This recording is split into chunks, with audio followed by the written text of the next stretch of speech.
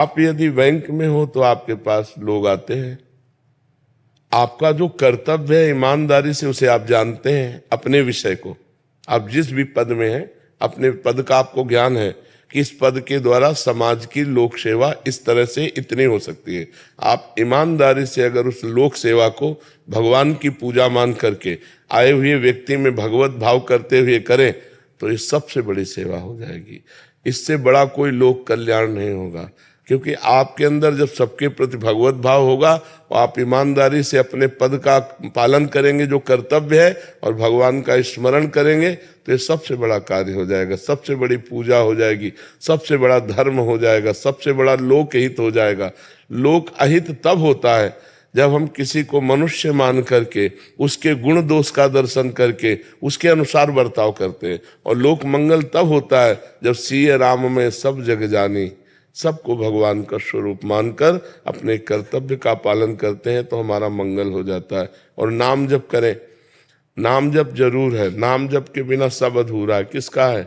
हाँ, नाम जप कीजिए और अपने पद की गरिमा रखिए कि सत्य और ईमानदारी से जो सरकार ने आपको पद दिया है, जो आपको अधिकार दिया है, उसके अनुसार समाज का कल्याण करें, समाज का हित करें और समाज को भगवान का स्वरूप समझें, क्योंकि भगवान है ही, सब में पावर वही है, ईश्वर ही सबका पावर। ये जो स्वर निकल रहा है वो ईश्वर से ही निकल रहा है। वो अंतर ध्यान हो जाए, अभी एक मात्रा भी नहीं बोल सकते, वो ईश्वर पावर ही बोले, तो सब में ईश्वर ही विराजमान है, ऐसी भावना करें।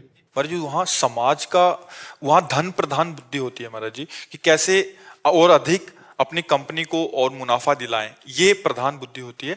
इनके नीचे कर्मचारी होते हैं महाराज जी, बहुत सारे कर्मचारी हैं। एक तो इनका उनका जिम्मेदारी होती है महाराज जी। मैं एक कॉर्पोरेट जगत की बात कर रहा हूँ, जहाँ मतलब एक हम किसकी सहायता कर सकते हैं उसमें, मतलब कैसे उसको अपन।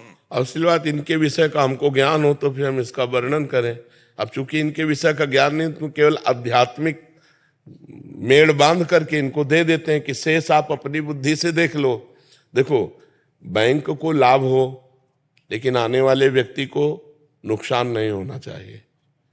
तो अगर आने वाले व्यक्ति में हम भगवान का भाव रख रहे हैं तो हमें तो लाभ होगा, क्योंकि आया ही वो है, और उसको भी लाभ प्राप्त होगा, उसका भी मंगल होगा। केवल हम अगर अपना लाभ देखेंगे तो सामने वाले की हानि निश्चित हो जाएगी। सामने वाले का लाभ देखेंगे तो हमारा भी लाभ हो जाएगा और उसका भी लाभ हो जाएगा। अगर हम अपना लाभ देखते हैं तो सारा संसार इसी में चल रहा है, अपना लाभ सिर्फ देख रहा है, पद का प्रयोग अपने लिए कर रहा है, वो दुरुपयोग होगा, और पद का प्रयोग समाज के लिए कर रहा है, ये सदुपयोग होगा। अपने लाभ के लिए सब कार्य कर रहे हैं, वहीं धोखा हो जाता है, वहीं अधर्म हो जाता है, वहीं पाप हो जाता है।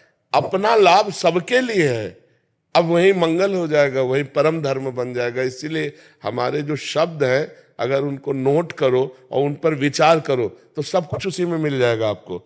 अब चूंकि जैसे एक डॉक्टर प्रश्न करता, एक वकील प्रश्न करता, एक मान लो बैंक का प्रश्न करता, तो हर डिपार्टमेंट का हमें तो ज्ञान नहीं है, लेकिन हर डिपार्टमेंट जिससे अपने आप को उत्तीर्ण करके और मंगल में सुख को प्राप्त हो वो उत्तर मिल जाएगा।